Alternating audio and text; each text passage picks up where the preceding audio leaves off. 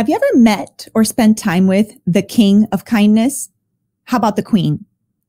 The truth is, neither have I, but in today's episode, you'll get to meet and connect with kindness royalty from South Florida anyway, and be invited to join our quest to create a kinder world together. It's time to be kind with Marley Q. Because the time to be kind to ourselves, each other, and the world is now.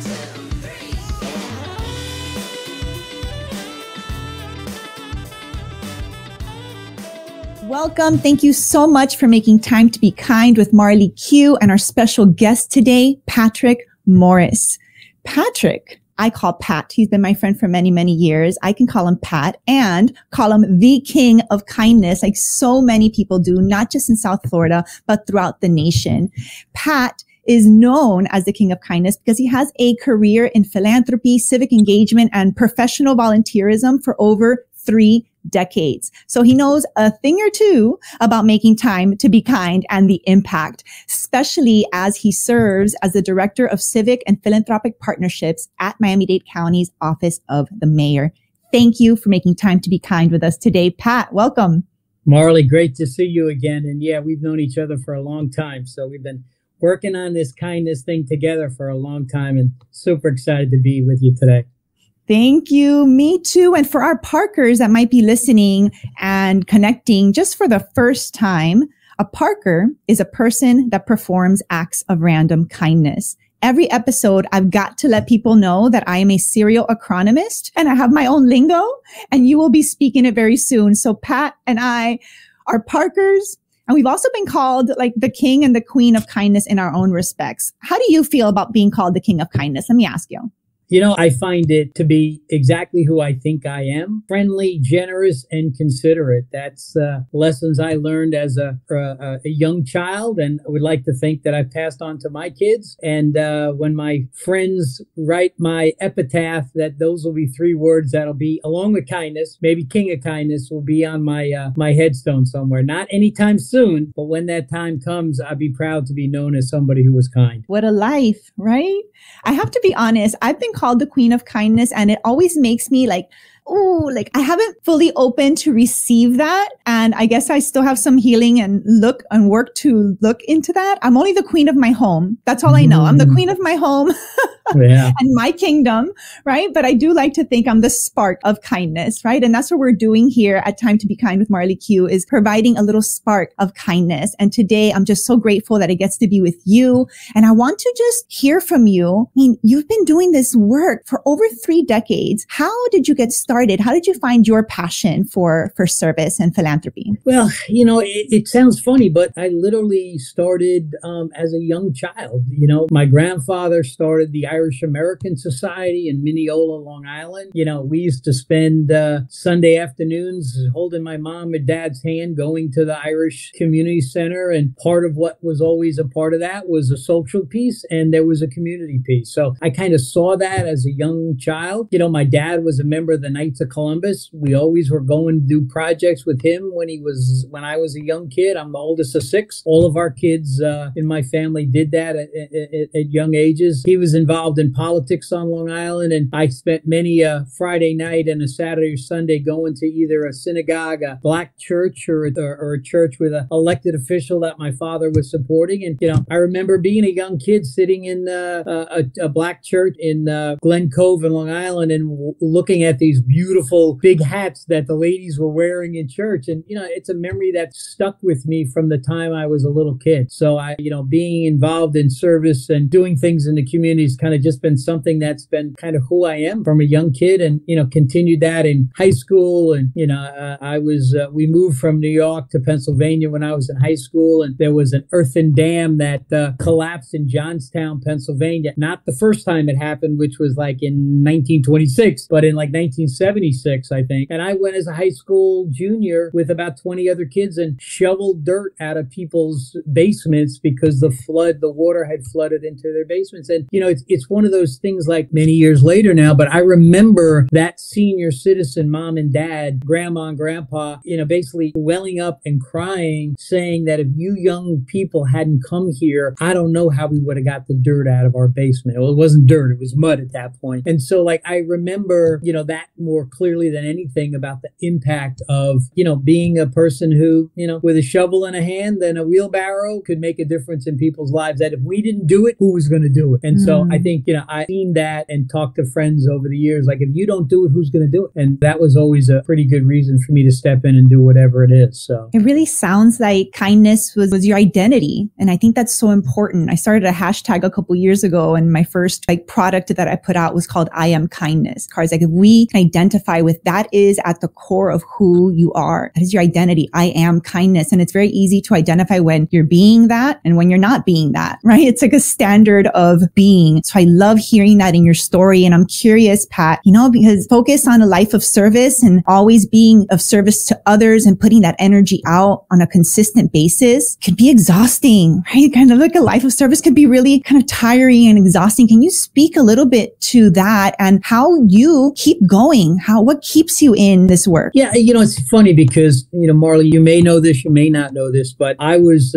involved with the Make-A-Wish Foundation for a long, long time. Before I moved to Florida in 1990, 1988, I got involved as a wish granter up in New York, granted a bunch of wishes, incredible wishes to young kids who had terminal illnesses. I moved to South Florida. I got involved here. Again, I, became a wish granter, the best title I think that any volunteer can have, to be a wish granter. And, I was never asking for me. I was asking for a young girl or boy in their family who was dealing with, incredible difficulties with whatever the terminal illness that they had. I was always asking for them. So it got me very early on, as a younger person, to understand the power of asking people to help. They weren't helping Pat Morris. They were helping a young boy who was in New York City to meet Mr. T or to become a firefighter for the day. Or, we did the first Gloria Estefan wish here in South Florida. I did the first Marlins wish with a little boy back in 1996 who was the first Marlin for a day. Now they've done probably 30 or 40 Marlin wishes. But to me,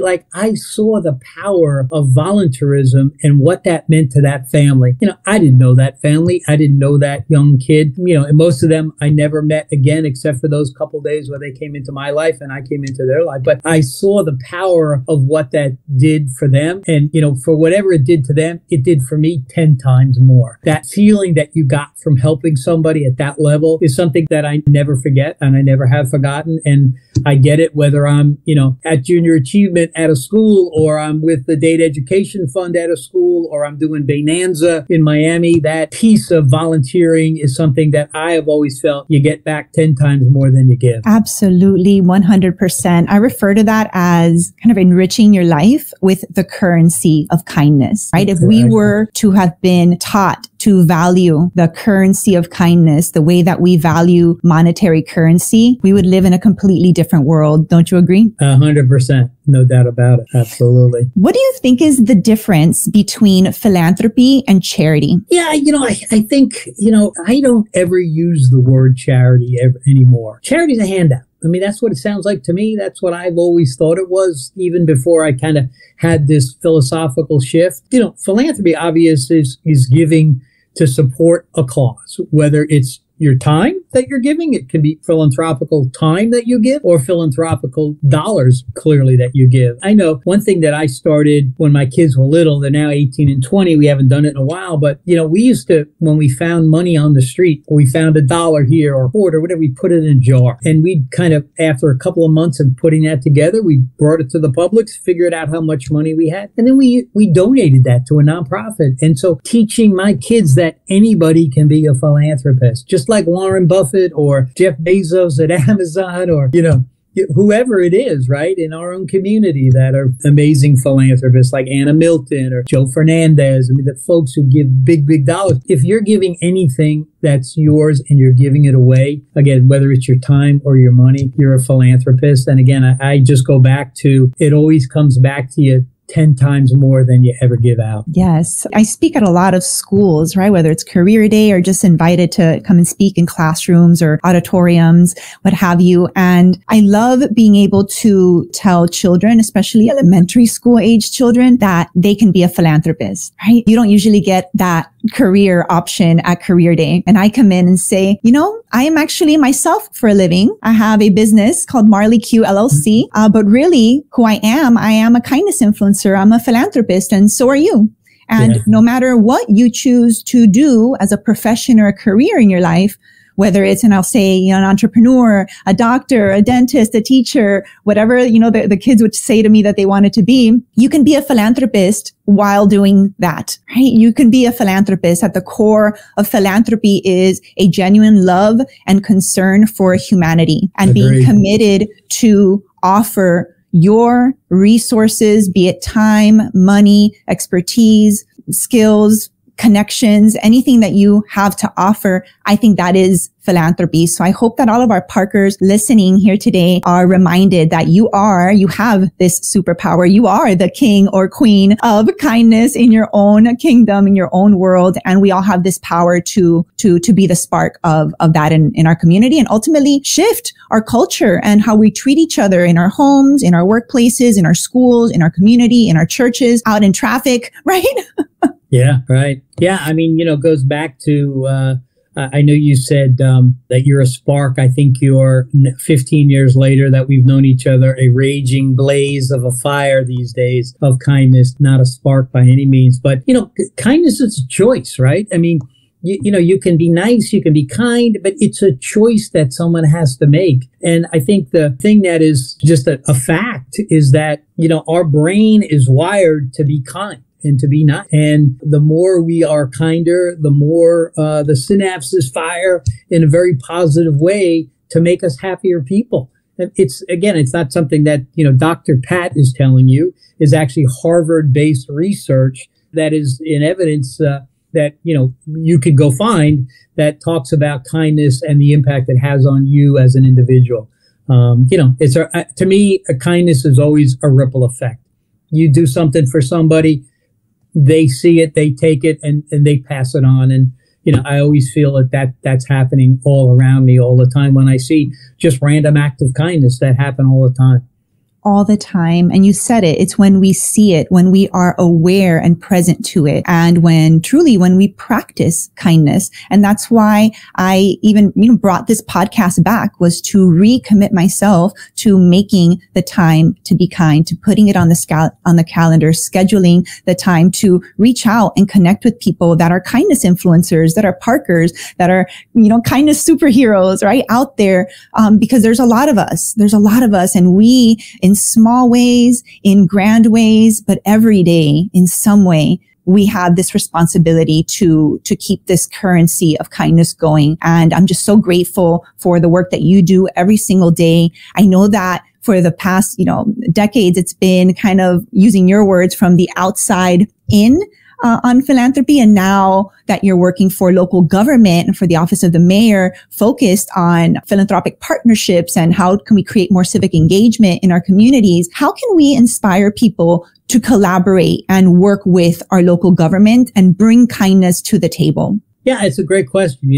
Mayor Levine Cava has her 4 E's, she calls them, and the bucket is equity, which goes through everything she does. Economy, which is how do we build a thriving economy that is equitable for all. Environment, she put the first chief bay officer in place, the first chief heat officer in place. Resiliency is something that she's enhanced in the Office of Resiliency under a guy by the name of Jim Murley. And engagement is her 4 E's. And, I say to her that I think she really has a 50. It's called empathy.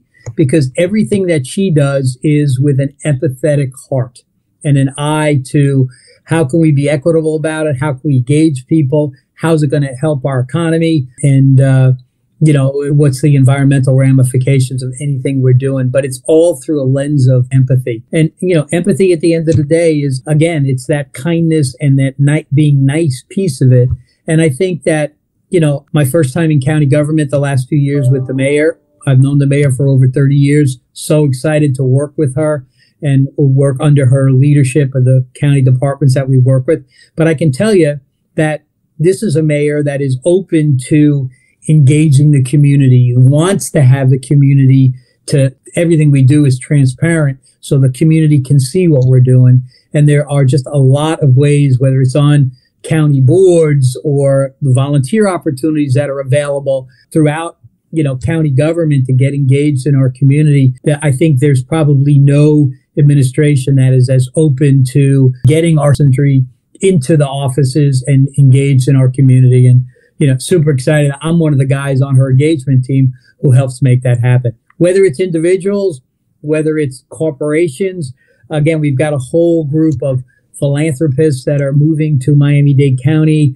They're business people, they're philanthropists. How are we helping them get that civic footprint set? Because it's great to move from another part of the country and, make money here and be successful in business. We want you to be equally successful in your civic footprint. And that's one of the things that I'm engaged in, almost on an everyday basis, trying to get folks more engaged in our community. I love it. And you're doing that right here with us today. Thank you so much for agreeing to make time to be kind with me.